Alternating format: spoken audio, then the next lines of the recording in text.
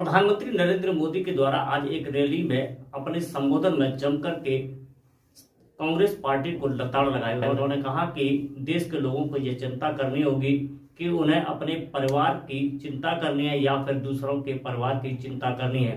प्रधानमंत्री यहीं पर नहीं रुके। उन्होंने लगातार कहा कि यदि वह गांधी परिवार का भला करना चाहते हैं तो वो कांग्रेस को वोट दें और मुलायम सिंह यादव के परिवार को वोट देना चाहते हैं तो वह समाजवादी पार्टी को मतदान करें। इतना नहीं, उन्होंने अनेक राजनीतिक दलों का बखान करते हुए जमकर के पटना में हुई संयुक्त बैठक पर हमला बोला। आजकल एक नया शब्द बहुत पॉपुलर किया जा रहा है। वो शायद शब्द आपके कान पर भी आया होगा। वो जो नया शब्द पॉपुलर किया जा रहा है वो शब्द है गारंटी। बार बार शब्द आता है गारंटी।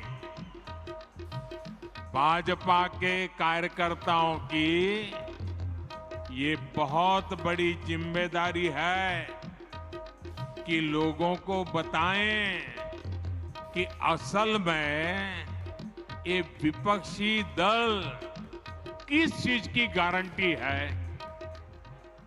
जानना चाहिए ना भाई, ये विपक्षी सब जो है वो किस चीज की गारंटी है।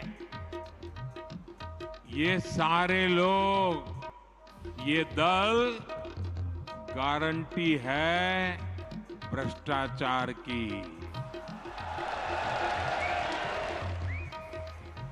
ये गारंटी है लाखों करोड़ रुपयों के घोटालों की। कुछ दिन पहले इनकी एक फोटो ऑप कार्यक्रम हुआ था। मिलकर के फोटो निकालने का एक कार्यक्रम हुआ था। इस बैठक में शामिल दलों के इतिहास को देखेंगे तो पता चलेगा कि वो सब मिलकर के, जितने भी लोग वो फोटो में दिखते हैं ना, एक एक को जरा देख लीजिए।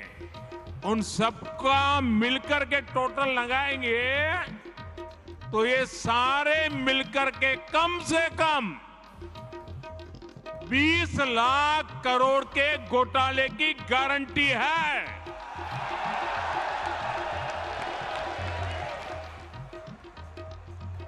और कांग्रेस का घोटाला ही अकेले लाखों करोड़ों का है।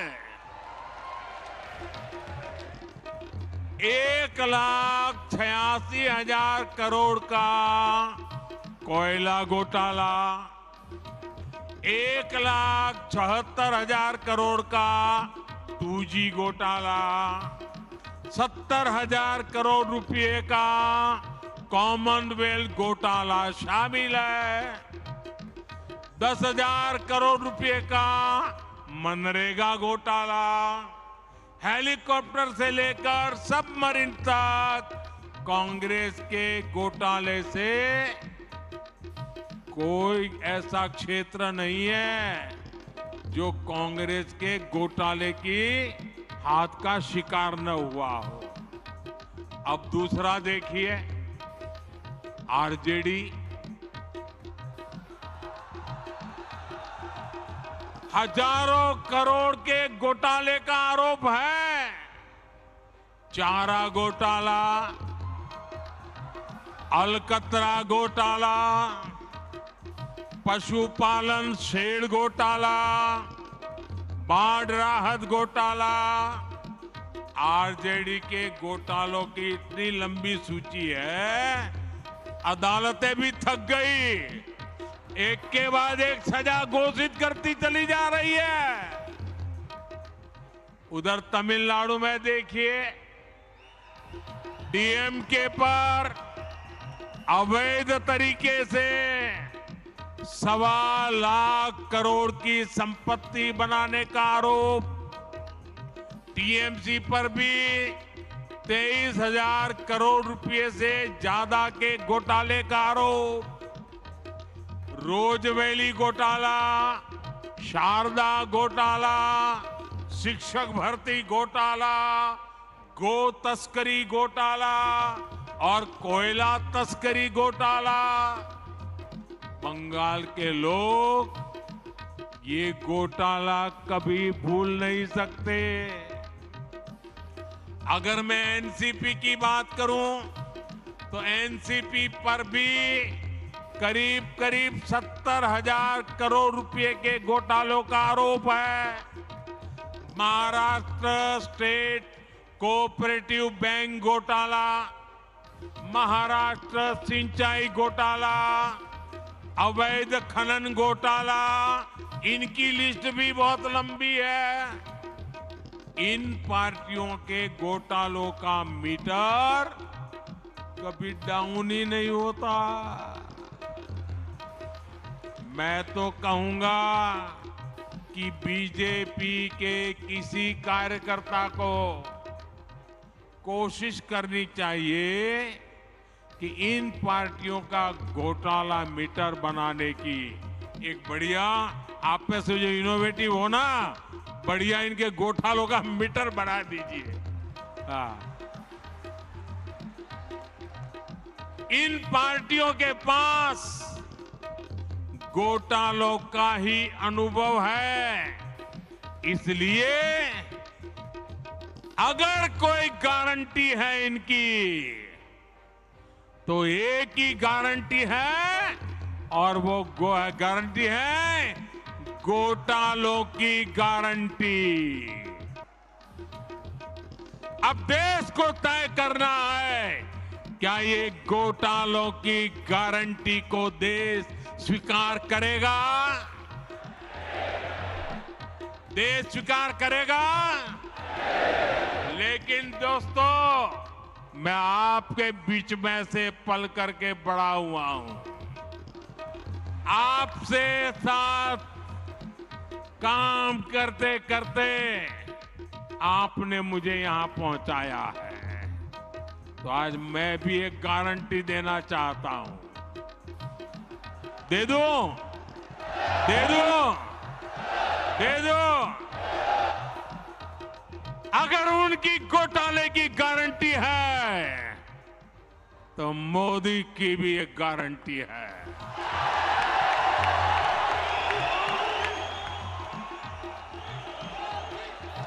और मेरी गारंटी है हर घोटालेबाज पर कार्रवाई की गारंटी।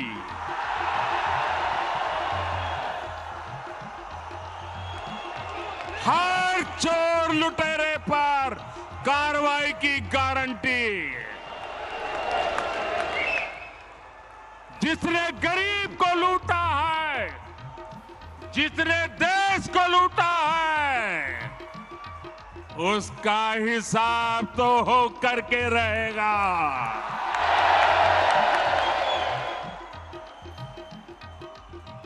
आज जब कानून का डंडा चल रहा है, जब जेल की सलाखें सामने दिख रही है, तब जाकर के ये जुगलबंदी हो रही है। इनका कॉमन मिनिमम प्रोग्राम भ्रष्टाचार के विरुद्ध एक्शन से बचने का ही है।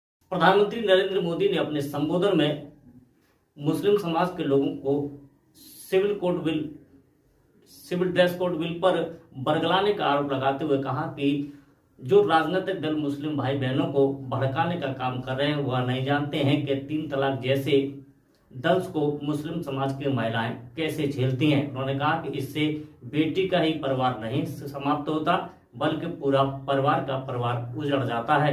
उन्होंने कहा कि ऐसे लोग लगातार महिलाओं को उत्पीड़न के दंश में झेलने के लिए पुरुषों को प्रोत्साहित करने वाले कानून को बनाए रखना चाहते हैं। मुझे लगता है, यानी देखिए, हमें थोड़ा अध्ययन करना चाहिए। मुझे लगता है कि जो भी 3 तलाक के पक्ष में बातें करते हैं,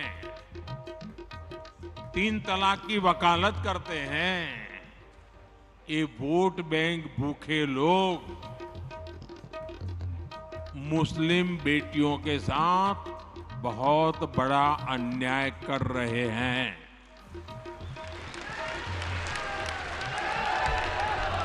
अच्छा, कुछ लोगों को लगता है कि भाई ये 3 तलाक से तो सिर्फ महिलाओं की बात हो रही है। 3 तलाक से जो नुकसान होता है ना, वो सिर्फ बेटियों को होता है ऐसा नहीं है, उसका दायरा उससे भी बड़ा है। आप सोचिए, बहुत ही अरमानों के साथ बेटी को शादी कर करके ससुराल भेजा हो और 8-10 साल के बाद 3 तलाक कह करके उसको कोई निकाल दे, तो उस माँ बाप का क्या होगा जिसके घर में बेटी वापिस आती है? उस भाई का क्या होगा? वो भाई, पिता, सब उस बेटी की चिंता में इतने दुखी हो जाते हैं। इसलिए 3 तलाक से सिर्फ बेटियों को ही अन्याय होता है इतना नहीं, पूरे परिवार तबाह हो जाते हैं। माता, पिता, भाई सब दुखी हो जाते हैं। और देखिए, दुनिया के अनेक मुस्लिम बहुल्य देश, इसका इस्लाम से संबंध होता तो दुनिया का कोई मुस्लिम देश 3 तलाक खत्म नहीं करता। मुस्लिम बहुल्य देश जहां पूरी तरह इस्लाम राज्य है, वहां भी 3 तलाक बंद कर दिया है। मैं परसों इजिप्ट में था, मिस्र में था। मिस्र में, इजिप्ट में 90% से ज्यादा सुन्नी मुसलमान समाज है और इजिप्ट में आज से 80-90 साल पहले 3 तलाक की प्रथा को समाप्त कर दिया। हमसे 90 साल पहले।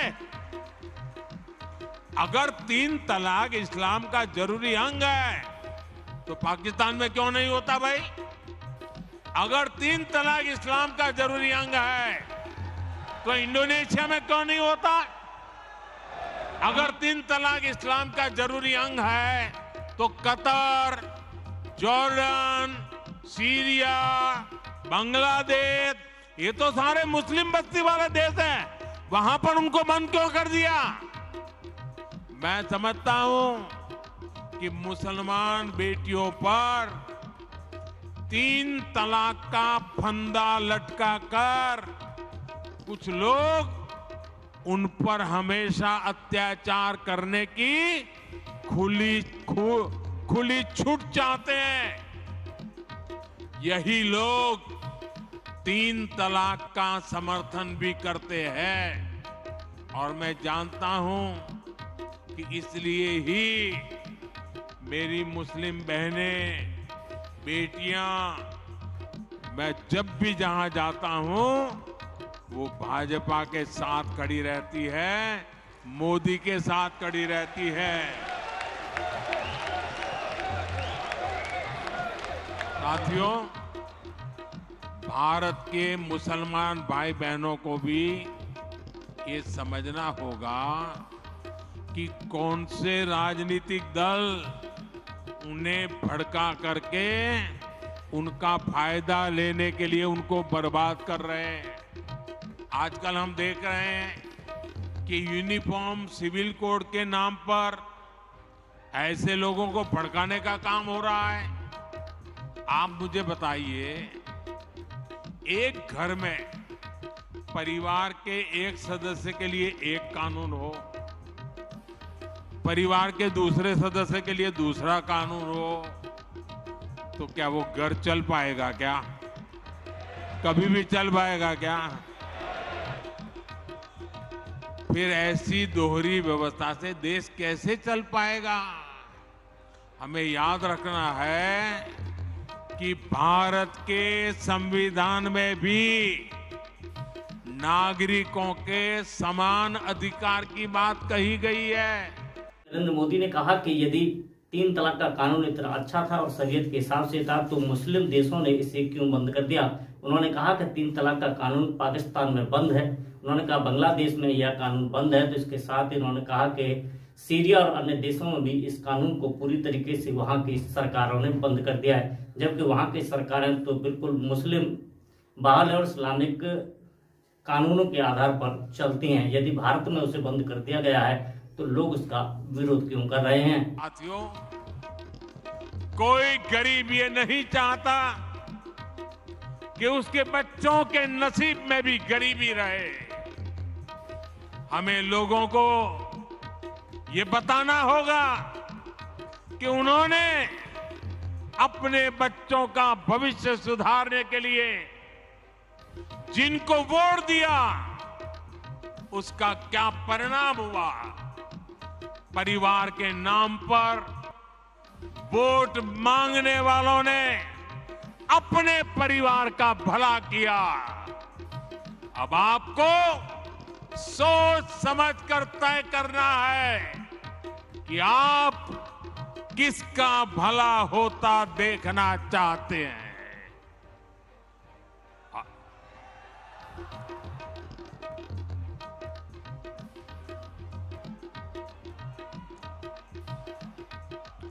आपको गांधी परिवार के बेटे बेटी का विकास करना हो तो फिर कांग्रेस को वोट दीजिए। आपको मुलायम सिंह जी के बेटे का भला करना है तो फिर समाजवादी पार्टी को वोट दीजिए। अगर आप लालू परिवार के बेटे बेटियों को उनका भला करना चाहते हो तो आरजेडी को वोट दीजिए।